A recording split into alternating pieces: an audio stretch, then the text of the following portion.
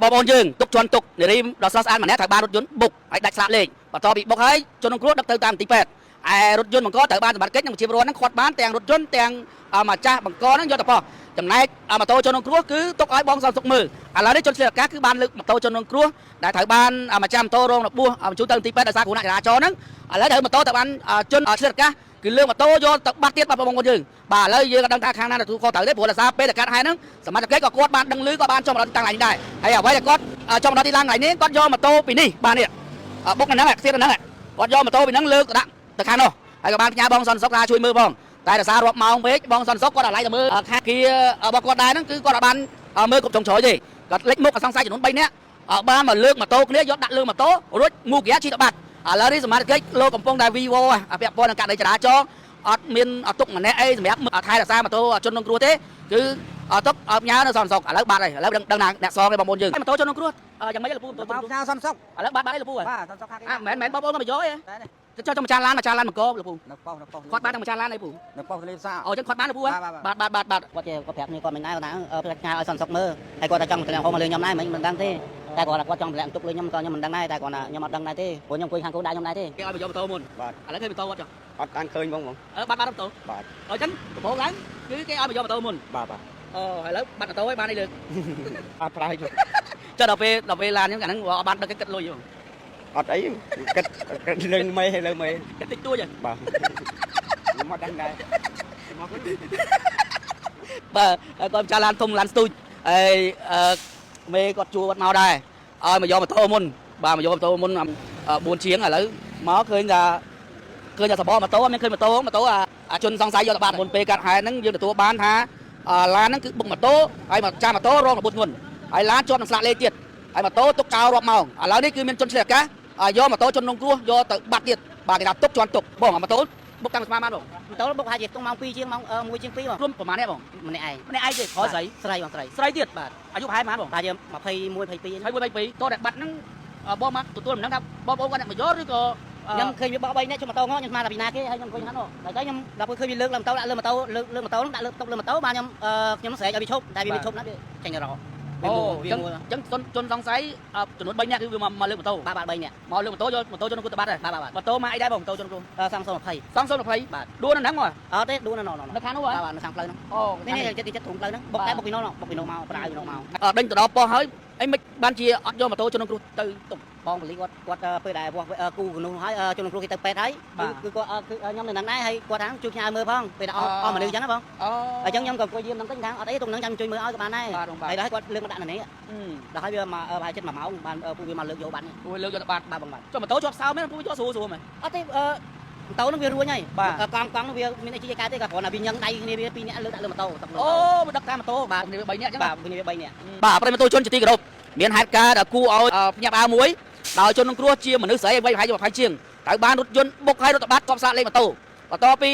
ីបុកហើយបងប្អូនជាពលរដ្ឋសមត្ថកិច្ចធ្វើការបដិញ្ញគឺដេញទៅដល់ប៉ុស្តិ៍នេះតាមអ្វីដែលយើងទទួលបានប្រព័ន្ធព័ត៌មានបឋមដែលយើងទទួលបានពីចរការខាត់បានម្ចាស់រថយន្តចំណែកប៉ូលីសក៏មកដល់ទីតាំងកន្លែងនេះដែរនៅក្នុងមូលដ្ឋានស្កាត់លេភាសាបន្ទាប់ពីសមត្ថកិច្ចគាត់មកហ្នឹងគឺជនរងគ្រោះដឹកទៅពេទ្យឡានត្រូវបានយកទៅប៉ុស្តិ៍បាទហើយម៉ូតូវិញគឺរងចាំជំនាញចរាចរណ៍យកឡានមកដឹកបាទក៏លើកម៉ូតូជនរងគ្រោះដែលត្រូវបានរួចទីយកមកទុកហ្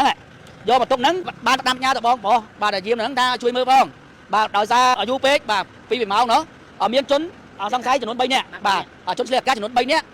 បានលើកម៉ូតូជនរងគ្រោះហ្នឹងលើកទៅដាក់ម៉ូតូវាហើយជិះទៅបាត់ស្មៅហ្មងបាទហើយទៅអញ្ចឹងទៅពេលហ្នឹងបងអត់ទាន់ដែរឬក៏មិនបងខ្ញុំមកស្រែកមកខ្ញុំមកបានហ្នឹងខ្ញុំបានបើកទ្វារលបងទេព្រោះវាលើកដាក់ទៅវាបើកបួងអូពេលដែលវាលើកហ្នឹងបងមកស្រែកដែរបាទខ្ញុំមកពីនោះមកខ្ញុំបងមកស្រែកថាម៉េច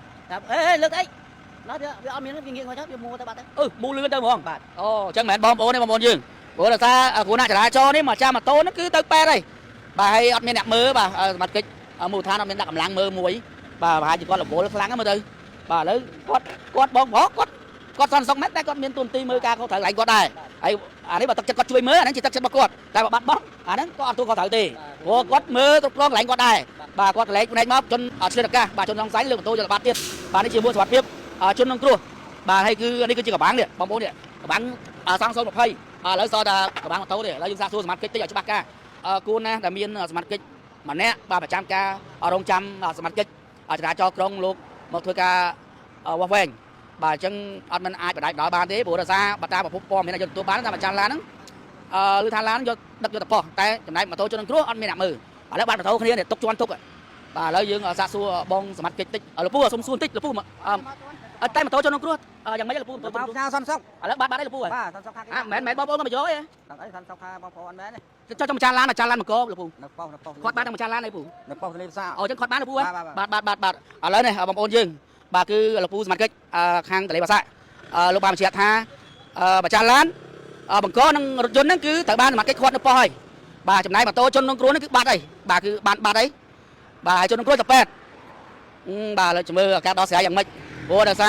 រមានទាំងសមត្ថកិច្ចគាត់មកទីតាំងកន្លែងនេះទៀតឥឡូវត្រូវបាត់ម៉ូតូបាទទីតាំងនេះស្ថិតនៅជិតស្តុបការមនផ្លូវស្ទីរੂក្នុងសង្កាត់លេបាសាខណ្ឌការមនរីពេញបាទឥឡូវឡានស្ទូចគាត់មកហើយបាទតែមិនដឹងថាមកស្ទូចអីទេព្រោះម៉ូតូត្រូវបាត់ហើយបាទយើងឃើញនេះឡានស្ទូចហើយឃើញថាសមត្ថកិច្ចវាស់វែងហ្នឹងបុកឲ្យម៉ូតូនៅខាងនោះហើយសមត្ថកិច្ចគាត់មានចិត្តគាត់លើកយកមកដាក់មកផ្លូវទៀតតែអត់មានអ្នកមើលឥឡូវបាត់ហើយបាទមិនដឹងណាដឹងណីទេមើលខាងណាអ្នកទទួលខុសត្រូវបាទនេះកបាំងម៉ូតូឯងសល់កបាំងនេះហើយលោកឆ្លៀតអាកាសនេះក៏ឆ្លៀតទៀតម៉ូតូគ្នារួញអស់ហើយនៅលើកដាក់ម៉ូតូយកទៅបាត់ទៀតអញ្ចឹងមិនថាណាបងប្អូនពួកនេះវាចាំតែឆ្លៀតអាកាសទេគ្នារងគ្រោះមកតង់ហើយអត់ណាគួរតែយកយល់ថាគ្នារងគ្រោះម៉ូតូគ្នាតិចអស់ហើយអាសំណាវាដើរប្រព្រឹត្តដើរលួចដៃហ្នឹងអត់ណាវាចោលមួយរឿងហ្នឹងណាអត់លើកម៉ូតូនេះយកទៅបាត់ទៀតបាទឥឡូវ Vivo ហើយបងប្អូនយើងមិនកិច្ចគាត់តាមយ៉ាបងសន្សុកឲ្យបងសន្សុកដែរគាត់មើលការគាត់ត្រូវឡើងគាត់ដែរបាទបាត់ថាមកជួយមើលអីបាត់អីក៏អត់ទោះគាត់ត្រូវឥឡូវបាត់មែនបាត់ហើយឥឡូវចាំមើលស្គមថាលោកអធិការខណ្ឌការមនទីទូនទីសមាជិកឥឡូវបើសមាជិកគាត់មកដល់ទីតាំងកន្លែងនេះហើយឥឡូវថាបាត់ម៉ូតូជននឹងគ្រោះនឹងពីណាអ្នកទទួលគាត់ត្រូវចាំមើលសំណួរមហាជនចូលខមមិនណាបងប្អូនយើងឥឡូវ Vivo ហើយបាទ Vivo ហើយបាត់ម៉ូតូគេមួយបាត់ញ៉ាំខ្ញុំមែនតែខ្ញុំគោលដៅខ្ញុំនោះគាត់ណាខ្ញុំគោលណាស់ហ្នឹងតែហើយខ្ញុំនឹងដែរគាត់មិនថាគាត់ចង់សម្រាប់ហយទេគាត់ថាគាត់ប្រាប់គ្នាគាត់មិនដែរគាត់ថាផ្ញើឲ្យសន្សុកមើលហើយគាត់ថាចង់សម្រាប់ហយមកលើខ្ញុំដែរមិនដឹងទេតែគាត់ថាគាត់ចង់សម្រាប់ទុកលើខ្ញុំក៏ខ្ញុំមិនដឹងដែរតែគាត់ថាខ្ញុំអត់ដឹងដែរទេព្រោះខ្ញុំអង្គុយខាងគោលដៅខ្ញុំដែរទេពេលគាត់ឲ្យបងជួយមើលហ្នឹងគឺទ្វីរបស់គឺបិទបងនៅក្នុងទេបាទពេលដែលគាត់លើកមកខ្ញុំបិទនឹងទៅគួយគោលដៅខ្ញុំវិញដែរហ្នឹងបាទម៉ូតូនេះដាក់ខាងក្រៅទេបាទឥឡូវចុះវាអាចរឿងងាយដល់បងហ៎បើមិនដឹងដែរអ្វីសមាជិកគាត់លើកឡើងនិយាយអត់ដឹងដែរបងខ្ញុំមិនដឹងដែរអត់ដឹងទេបងបាទតែពេលហ្នឹងបងស្រែកដែរបាទខ្ញុំស្រែកដែរបងស្រែកដែរវាមូវាលឿនទៅបងបាទវាលឿនជាងខ្ញុំទៀតខ្ញុំគាត់អត់ទេខ្ញុំស្មានថាវាដូចជាអ្នកអញ្ចឹងគេអ្នកដំណើរមកវាឈប់មើលអញ្ចឹងខ្ញុំដឹងថាវាលើកយកណាបងគាត់ថាវាហើមុខមកខ្ញុំរត់មកដែរគាត់វាហើលាក់មុខចុះមកវាលើកម៉ូតូខ្ញុំរត់មកហ្មងហ្នឹងតែខ្ញុំមិនមកមិនតាន់វាណ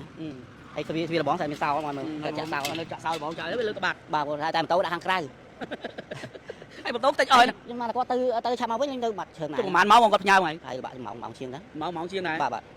ពេលហ្នឹងមកគេមកច្រើនទេបងពេលកាលឃើញតែបងប៉ូលីស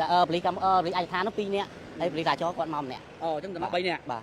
ទហើយគាត់មានដាក់កម្លាំងម្នាក់គាត់ទៅទាំងអស់ហ្មងទុកឡើងស្ងាត់ម៉ូតូហ្នឹងដែរខ្ញុំអង្គុយនោះតែខ្ញុំធ្វើមិនដែរបាទគាត់បានសម្រាប់ផ្ញើបាទខ្ញុំចេះថាខ្ញុំគោលដៅខ្ញុំនៅហ្នឹងដែរបាទខ្ញុំថាអត់អីមេទុកហ្នឹងចាំខ្ញុំជួយអង្គុយមើលឲ្យហើយគាត់ទៅបាត់ជើងដែរបាទពួកអានេះមកលើកយកអញ្ចឹងខ្ញុំមិនដឹងមិនដែរបងខ្លាចថាគាត់តម្លាក់ហោមកចង់ឲ្យយើងធានាខុសត្រូវខ្ញុំអត់មានណាធានាខុសត្រូវខ្ញុំអត់ស៊ីវគ្គខែនេះណាបងស៊ីវគ្គខែខាងនេះទេមិនស៊ីវគ្គខែខាងប៉ូលីសឲ្យជួយមើលបាទអរគុណច្រើនបងបាទអញ្ចឹងបងសន្សុកគាត់លើកឡើងហើយគាត់ថាប៉ូលីសគាត់បានផ្ញើគាត់ដែរតែមិនមែនថាការផ្ញើនេះឲ្យគាត់ទួខុសត្រូវទេព្រោះដោយសារគាត់ស៊ីវគ្គខែនេះខាងអាគារគាត់នេះហើយទ្វារលបងត្រូវបានបិទតែពេលដែលគាត់ផ្ញើគាត់ស្មានតែផ្ញើមួយផ្លែតនៅឃើញតែគ្រូថ្នាក់ទៅយើងនឹងអង្គុយនឹងដែរហើយប៉ូលីសមកគាត់ទៅយកមកអីមកដឹកអញ្ចឹងណាពីដំបូងគឺបងប៉ូលីសមួយទៀតគាត់ហៅមកដឹកហើយតែគាត់អត់តន់ព្រមឲ្យដឹកយកទៅទេគាត់ទុកសិនអាមកទេខំឈប់នឹងដែរដល់ហើយគាត់ថាគាត់ផ្ញើនឹងសិនចាំយកអីមកដឹកអាមកហ្នឹងគាត់អត់ព្រមដឹកឡើងទៅដែរឥឡូវតែបាត់ហើយឥឡូវទៅបាត់មួយក្រាមមានមើលក្រោយមើលទៅអត់ស្អីរហូតដល់មានតន់ហ្មងបាទបងប្អូនយើងឥឡូវបាត់ហើយបងគាត់ដល់ផ្ញើមួយផ្លែតបាទគាត់ទទួលផ្ញើគេបាទដល់ពេលរាប់ម៉ោងបាទមកប្រហែលម៉ោងជាងបាទចុំយ៉ាមកម៉ោង1ជាង2ម៉ោង3ជាងពេលខ្លះយើងមើលតែពេលខ្លះយើងត្រូវការជំនោមបាត់ជើងបាត់ដៃដែរបងខ្ញុំនៅខាងនោះបាទហើយទីឃ្លៀឡើងប៉ុណ្ណាណៃដែរទីឃ្លៀប៉ុណ្ណាណៃដែរហើយមេខ្ញុំមួយទៀតគាត់អត់ខ្ញុំទៀតខាងនោះបាទទីស្គាល់ដែរតែវានៅហ៊ានលើកយកមកហើយបាទអរគុណច្រើនបងអរគុណណាបងប្អូនបានសម្ដាប់ហើយដោយសារគាត់ទទួលបញ្ញាហ្នឹងដឹងស្រាប់ហើយបាទបងសន្សុកបណ្ដាបងសន្សុកថាជាប្រវត្តិទេគាត់ថាគេសមាជិកក៏ដូចជាអ្នកសារព័ត៌មានគាត់ស្គាល់អញ្ចឹងគាត់បញ្ញាអញ្ចឹងគាត់ចិត្តតែទទួ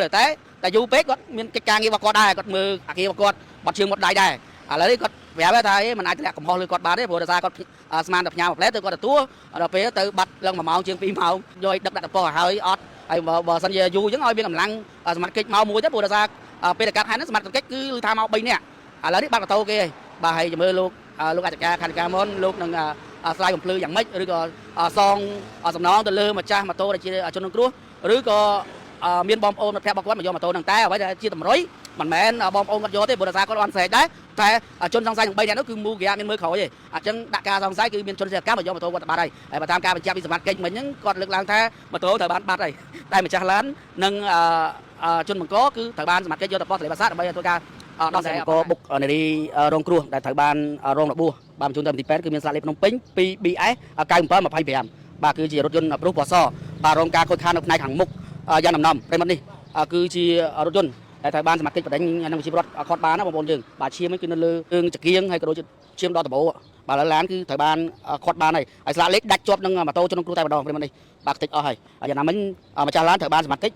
យកទៅធ្វើការសាកសួរនៅអធិការខាងខណ្ឌចក្រមនផងដែរអរគុណប្រិមត្តខំចំណាយពេលខ្ញុំមកចង់ពូសូមរំលា